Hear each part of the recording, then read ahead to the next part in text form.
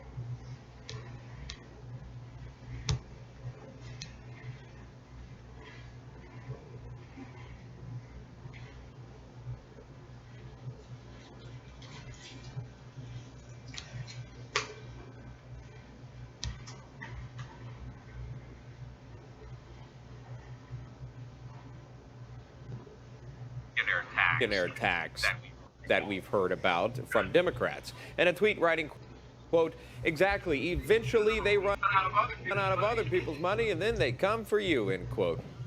Joining us now to discuss is Cheryl Chumley, award-winning journalist for the Washington Times and author of Socialists Don't Sleep, and she is joining us live there.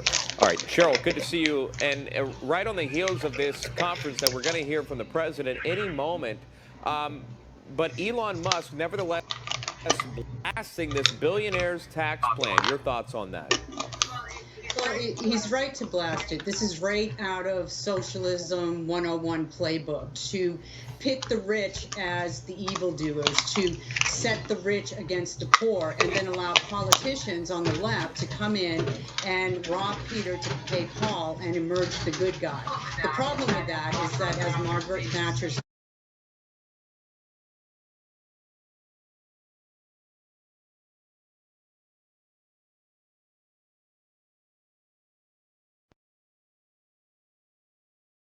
about income tax, not estate tax. That makes perfect sense, since very few people end up paying estate tax, or even having to worry about it at all. With a $23 million allowance per married couple going free of gift or estate tax, only those over that number face taxes. Yet Mr. Biden's tax plans reflect a massive change in how income and estate taxes interact, amounting to a big tax increase that will transform income taxes on death. First, the obvious points. Biden has proposed taxing long-term capital gains and qualified dividends at ordinary income tax rates of 39.6% on income above $1 million. But how about on death? This is where the change is much bigger. Recall that Hillary Clinton proposed a 65% death tax for the very rich, and Bernie Sanders has more recently said he wants to drop the $11.5 million exemption to $3.5 million. Biden has been less clear, but has also suggested that the current exemption is too high. Yet Mr. Biden's plan cuts deeper on many more regular people for much higher income taxes once you die. Here's how. After the Democratic National Convention, Mr. Biden pledged no new taxes on incomes under $400,000 and on mom-and-pop businesses, but some of the $4 trillion tax plan he previously rolled out suggests otherwise. Currently, up to $23 million per married couple can pass to one's heirs free of federal gift and estate tax. However, income taxes are another matter, and that's where Mr. Biden proposes big changes. Biden's plan could leave you paying higher income taxes after a death by repealing present law's step-up in basis that increases the tax basis for inherited assets to their full fair market value upon death. Biden's tax plan calls for carrying over an asset's tax basis from the decedent to the next generation. No amount of estate tax exemption would help you, because this is a big income tax increase. Under present law, inherited property receives a full fair market value tax basis on death. The step-up in basis provides tax benefits for everyone passing down appreciated assets, including real estate, stock, family companies and more. For generations, assets held at death have received a stepped-up basis, to market value, when you die.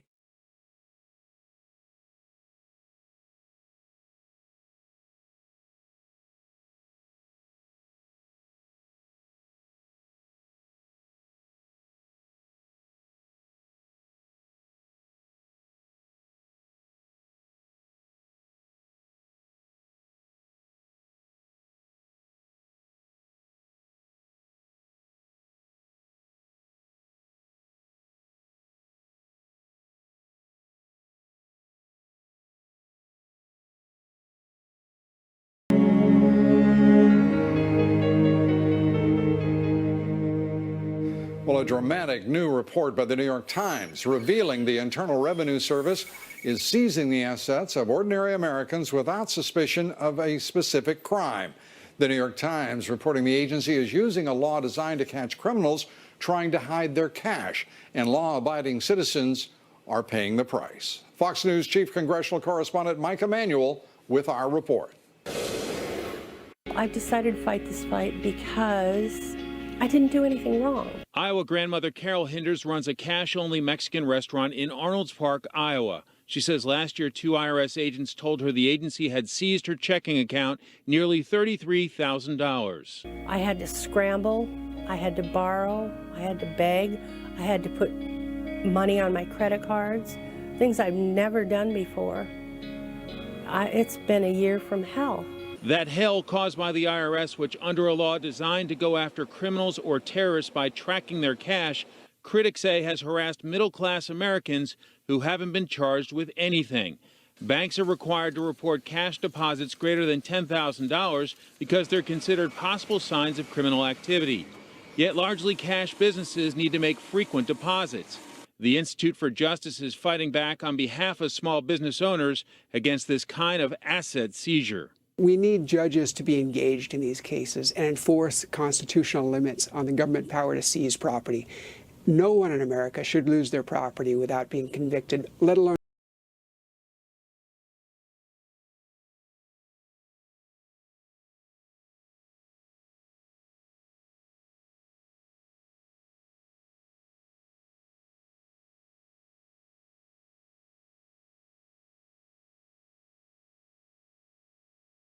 When President Nixon took the United States off what was left of the gold standard, the world has operated under a system of money called fiat.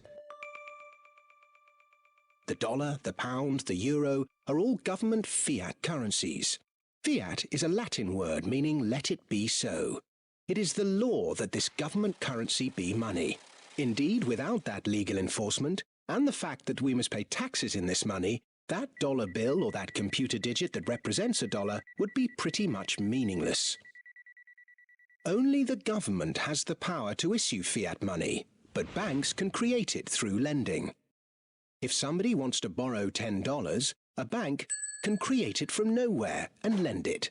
It can then charge interest. Banks also create money by lending against an asset, such as a house.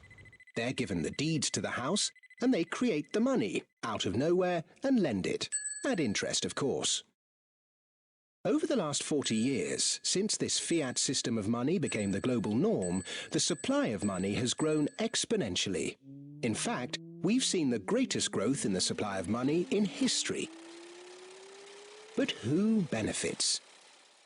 Of course, those that have the power to issue money, governments and banks. They haven't had to do anything productive, they just create money. Then those companies and individuals that get this money early. They can spend it before the prices of the things they want to buy have risen to reflect the new money in circulation. In other words, they get services, products, assets cheap. But prices soon rise. So holders of assets such as shares or houses will then see gains without there necessarily being any improvements to the company or house in question. Often, this can lead to speculative bubbles. Who gets this money early? However money is created, be it through lending, fractional reserve banking, financial bailouts, or old-fashioned money printing, banks are always at or near the top of the money-issuing pyramid. Next come corporations who borrow large sums. Those on lucrative government contracts for new ventures, particularly overseas. Banks associate companies and partners. Those that borrow early and at low rates. And the bank's senior employees. They all quickly get their share of the pie. In some cases, this will come in the form of bonuses. But what about those at the bottom of the pyramid? Those on fixed wages or incomes? Those who live in remote areas? Or those with savings? By the time this newly created money has filtered down to them, the prices of the things they want to buy have increased. Their savings buy them less, however, and their wages remain largely unchanged. In some cases, they have to take on debt just to be able to afford the things they were previously able to buy, which means they have to go back to the banks. In reality, this process of creating money only redistributes wealth from the bottom to the top of the pyramid, and thus that ever-increasing gulf between rich and poor gets bigger and bigger and bigger.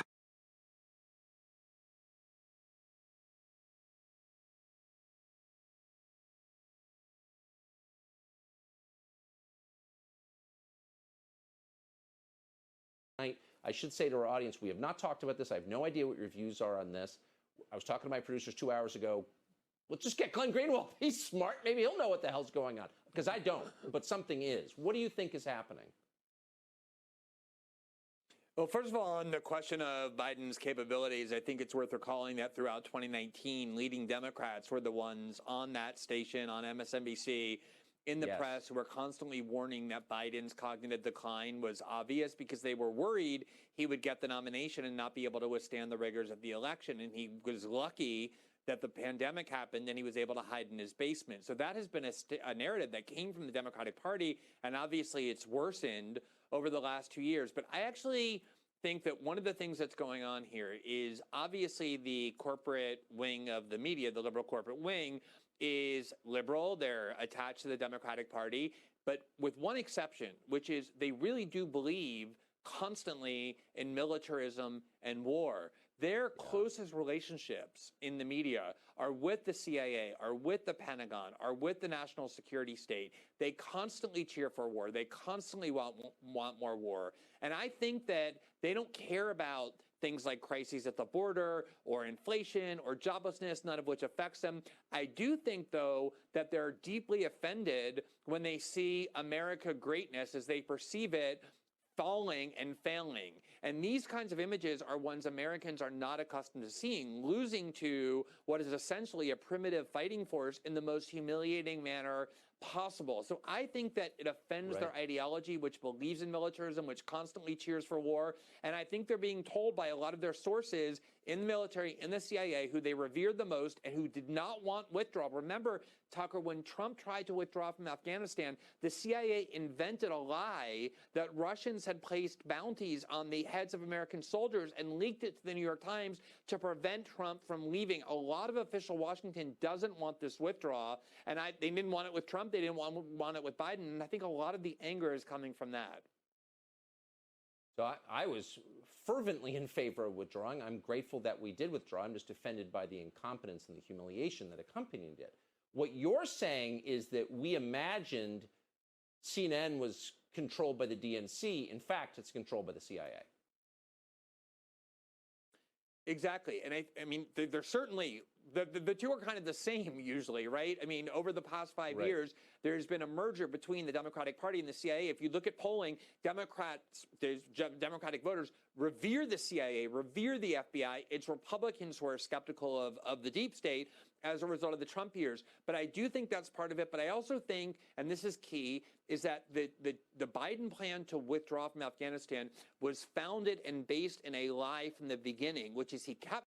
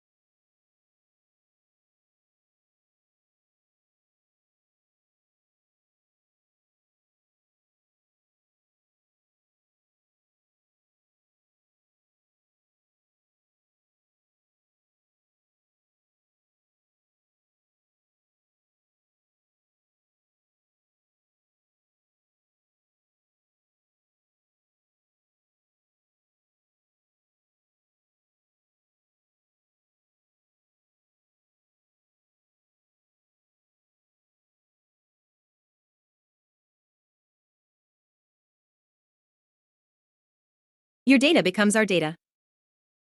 In 2001, NSA published the Secret Transition 2001 report defining our strategy for the 21st century.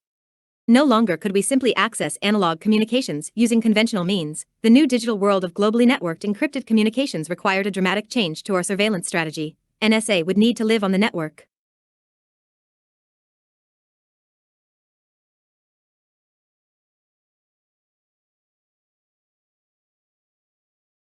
We've turned our nation's internet and telecommunications companies into collection partners by installing filters in their facilities, serving them with secret court orders, building backdoors into their software, and acquiring keys to break their encryption. Backdoor searches. Section 702 of the Foreign Intelligence Surveillance Act, FISA, provides us with a bonanza of incidental data collected from ordinary Americans communicating with foreigners targeted by this sweeping law. This convenient loophole allows us to peruse this database in our never-ending search for the elusive needle in a haystack. Our domestic intercept stations. NSA technicians have installed intercept stations at key junction points, or switches, throughout the country. These switches are located in large windowless buildings owned by the major telecommunication companies and control the domestic internet traffic flow across the nation. A fiber optic splitter is placed on the incoming communication lines and routes the traffic to an NSA intercept station for processing. View a sample route that internet data traverses from a home in Toronto to the San Francisco Art Institute, passing through several NSA intercept stations. Larger version of map. More information about this map. Bulk collection of U.S. citizens' phone records. In the past, we used our close partnership with the FBI to collect bulk telephone records on an ongoing basis, using a top-secret order from the Foreign Intelligence Surveillance Court, FIC. The metadata we collected from this program gave us information about what communications you sent and received, who you talked to, where you were when you talked to them, the lengths of your conversations, and what kind of device you were using. In mid-2015, Congress passed the USA Freedom Act, sadly ending this valuable bulk collection program for the time being. The Prism Program, our #1 source of raw intelligence.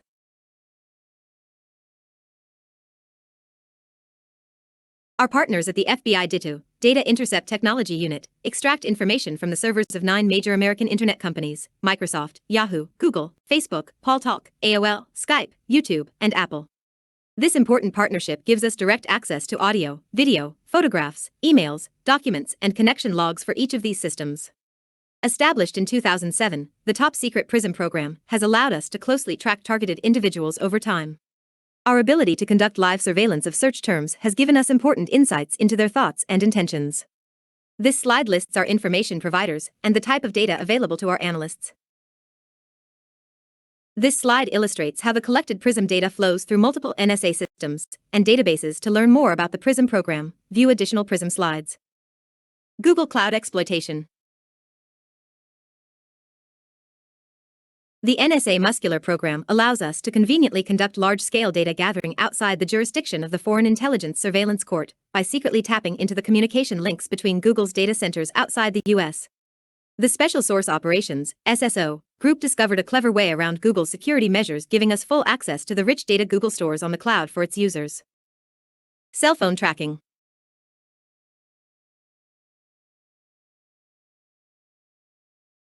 Our bulk cell phone location tracking program captures almost 5 billion records a day and feeds into a massive 27-terabyte database storing information about the locations of 100 million devices.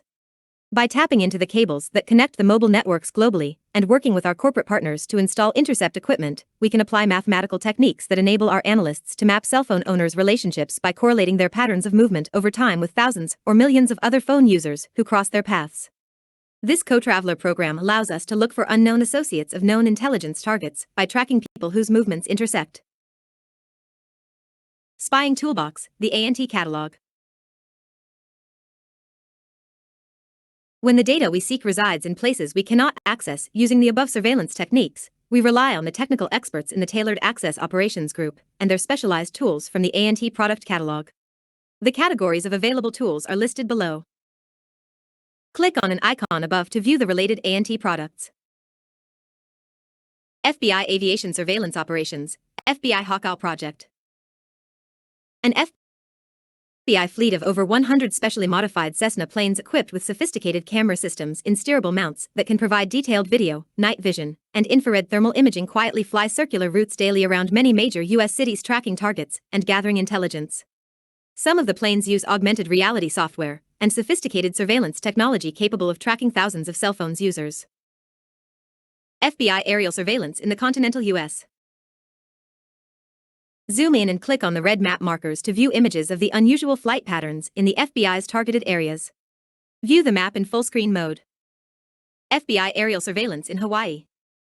S. 1595, Protecting Individuals from Mass Aerial Surveillance Act of 2015. In June 2015, a Senate bill was introduced to protect our citizens from mass aerial surveillance. We are happy to report that no action has been taken on this bill, and we have every confidence that Congress will agree with us that mass surveillance is protection for our citizens. You can track the progress of this ill-advised bill below. Our undersea cable tapping strategy. By tapping into the worldwide network of undersea cables, our Oakstar, Stormbro, Blarney and Fairview systems can process data as it flows across the internet. Each system is responsible for different types of intercepted data. For example, the Blarney system gathers metadata describing who is speaking to whom and through which networks and devices. There are two methods employed for tapping into the undersea cable network. A modified nuclear submarine houses the technicians and gear needed to place the physical taps on the undersea cables along strategic points in the network. The second method involves using intercept probes at the point where the cables connect to the landing stations in various countries. These probes capture and copy the data as it flows onward. View an interactive map of worldwide undersea cables. This map illustrates our worldwide data collection access points. XKeyscore, our real-time internet monitoring capability.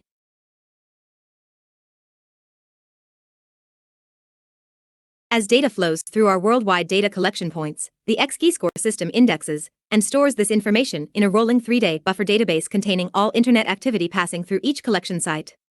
XKeyscore is a massive distributed Linux cluster with over 700 servers distributed around the world. The theory behind XKeyscore is simple. People spend a large amount of time on the web performing actions that are anonymous. We can use this traffic to detect anomalies which can lead us to intelligence by itself or provide a selection path for further inquiries. Examples of anomalous events: someone searching the web for suspicious stuff or someone who is using encryption. This slide shows a worldwide map of the XKeyscore server locations. This slide shows how metadata is extracted and stored in the XKeyscore database. Learn more about the XKeyscore system. Tracking our surveillance data. Boundless Informant. The Boundless Informant mapping tool provides our analysts the means to track intelligence collection statistics worldwide. Using a color-coded map, we can quickly determine the volume of collection data we have by geographical location. This global heat map assigns each nation a color code based on its surveillance intensity, ranging from green, least subjected to surveillance, through yellow and orange to red, most surveillance. With the monthly domestic intelligence collection volume at almost 3 billion pieces, the United States is assigned the color orange. Learn more about the Boundless Informant program. Surveillance data from other sources. In addition to our own data collection activities, the Domestic Surveillance Directorate receives a constant flow of information from other sources. For more information about these sources, visit our partners page. Domestic Surveillance Directorate. This is a